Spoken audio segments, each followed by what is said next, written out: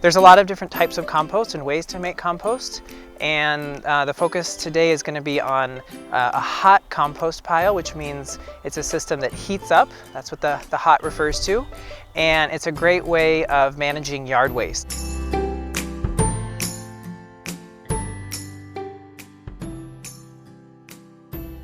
If you make your own compost, then it's another thing you don't have to bring into your yard or garden. You can make it right on site, maybe use up materials you already have on site so you don't have to get rid of them.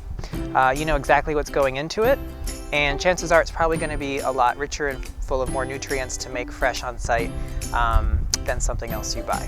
It's a great thing to add to your garden, especially maybe you're starting a new garden bed and don't want to buy soil that you have to import. You can often take your existing soil, amend with a bunch of compost, and you'll actually have a pretty good place for growing food.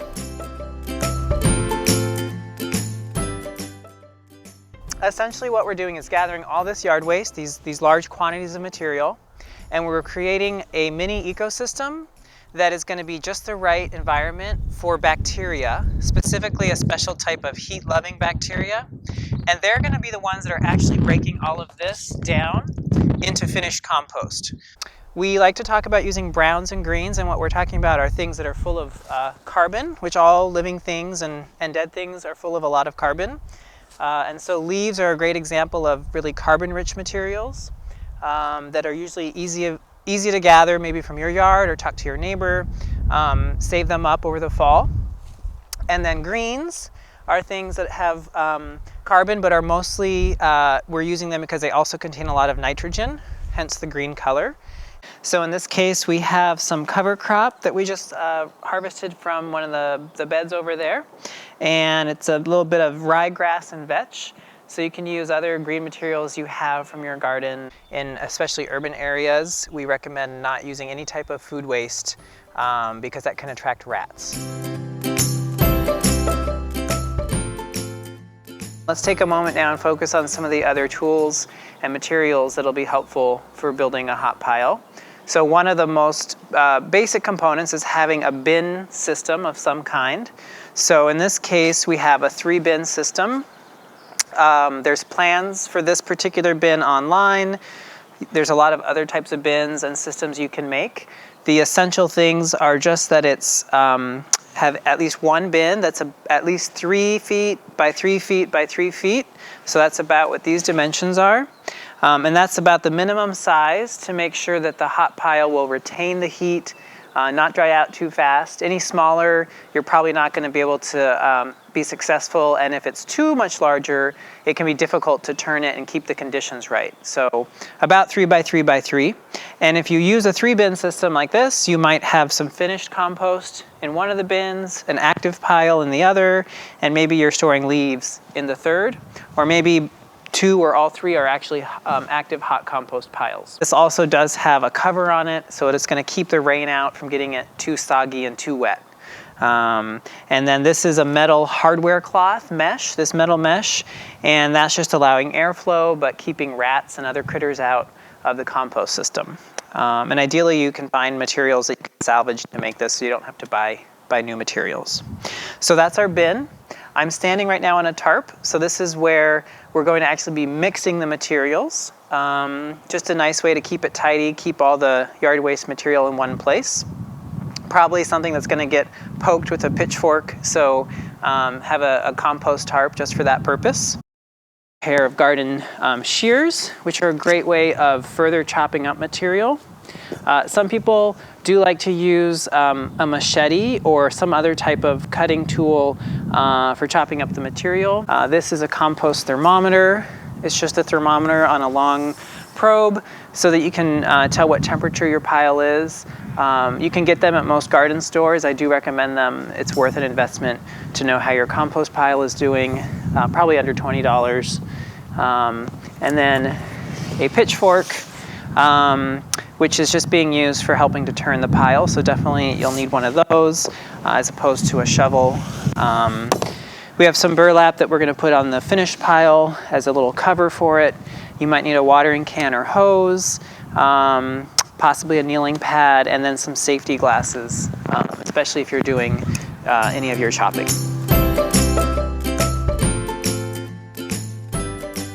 So after you've gathered your materials, you have your tools, your bin is in place. Typically what you want to do is chop up the things you've gathered so they're nice and small, because essentially this is the food for microscopic bacteria. So the smaller it is, the easier it is for them to consume it. So you're kind of pre-chewing the food for them. It's very thoughtful. I'm going to put on some safety goggles or glasses. Machetes are commonly seen in composting materials, but a cleaver, think like a meat cleaver, is actually a more useful way that'll save some strain. But you might take a big table, just a simple table. You're going to put your greens on top of it. Put one hand behind your back so you're only using one at a time. And you're going to come down and chop on that table. And all you're just doing is chopping this into smaller pieces. Little tiny pieces of greens. So you can do a chopping system if you want to get out some aggression, whatever you're dealing with at the time. That's one option.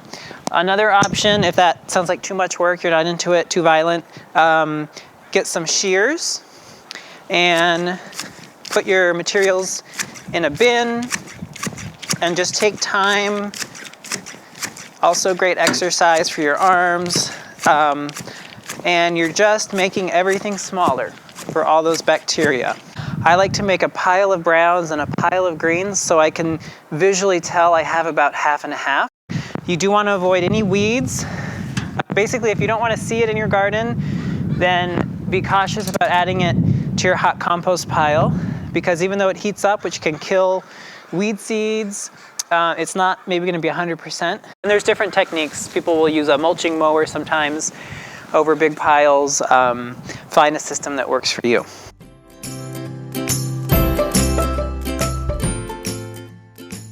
Now we're going to basically make a salad like you would at home, and add a dressing. In this case, that's going to be water. You don't want to add too much. It'll get all soggy, and nobody likes soggy salad. So we talk about it kind of being glistening, like these leaves are already, from being outside, glistening, but they're not dripping water. We also refer to that as like a wrung out sponge. So think of a sponge and you wring out the water, and now it's moist, but it's not dripping water anymore. I'm just adding that nice salad dressing for the bacteria, which are aquatic organisms, so they need all this water to move around and be happy. But they are also aerobic bacteria, meaning they live in oxygen environments like we do. So if it's too wet, too much moisture, they won't have air to breathe. And so you do want to be mindful of that. This is the step now where we're going to be trying to mix these together as much as we can. Sometimes you'll read about doing layered composting with greens and then browns and greens and browns. In a hot compost pile, that system actually doesn't maximize how it works, because the bacteria need the nitrogen and carbon all at the same time to eat the food and break it down. So when they're in separate layers, that's not actually what works for bacteria.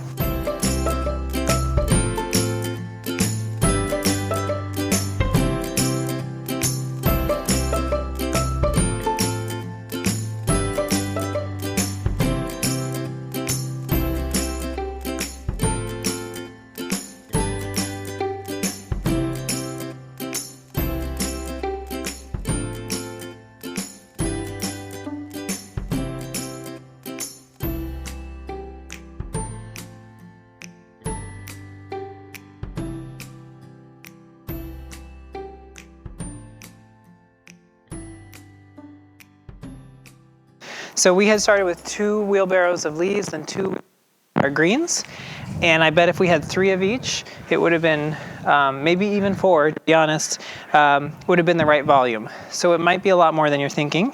Then if you happen to have some burlap, which you can get from coffee roasters, just a little cover. Again, keep the heat in, keep the moisture in. So what we're going to do now is kind of let it sit for a few days. Eventually, you would see the temperature rise. A hot pile, you should be getting to maybe 140, 150 degrees, which is very, very hot. You'll see that happen over time. All of that heat is coming from the bacteria. They break They literally break the chemical bonds that make up the browns and the greens. Just like when you eat, you sort of feel warmer, it raises your temperature. That's what's happening here. And then as it gets hotter, then the heat-loving bacteria become activated and awake, and they're the ones that really just chow through everything, break it all down, but they use up a lot of that material. So in maybe 5 to 7 days, once the temperature has peaked, and then every day you check it and the temperature's starting to go down, then you're gonna take off your slats, fork the compost back out, mix it up, make sure you're getting all the browns and greens mixed again. Add moisture if it's too dry. Add maybe some leaves or even some shredded up cardboard if it's too moist, so just that balancing act.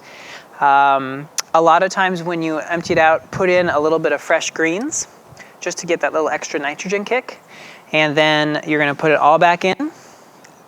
You'll see the temperature do the same process. It'll go back up, start to decline. So maybe in another week or so, you'll do the same process, take it out, mix it up, adjust moisture, see what's going on, add in a little bit of nitrogen, and then put it back in. So you might do that 3 to 4 times, but if you notice the temperature is continuing to go back up, it means there's still work happening, it's still decomposing. At a certain point, maybe after 3 or 4 turns, even after you turn it, the temperature doesn't do much.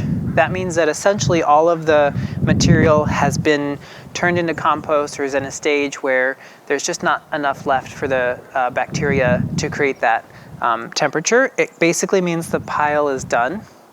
And so then you're just gonna leave it there. Several weeks, even a few months is good, just because there's still processes happening. It's still stabilizing, so you don't want to necessarily use it right away in your garden bed. So again, if you make this in the fall, by next spring it'll be perfectly ready and broken down. This looks like the pile we just made. You can see where it's finished. It looks like soil, but that's actually all, there's no soil in here. That's all organic matter that's been broken down. And there's some bits and pieces, mostly the sticks and woody stuff, that still would need to go again. Some people will build a little screen with this hardware cloth, and they'll sift out the finer compost. It's not necessary, but sometimes you might want a finer quality compost for your garden bed. Otherwise, it can be a little chunkier, and that can work just fine too. We're gonna close our bin. This is gonna keep the rain out, because if this gets too soggy, too wet, again, that means the bacteria don't have enough oxygen.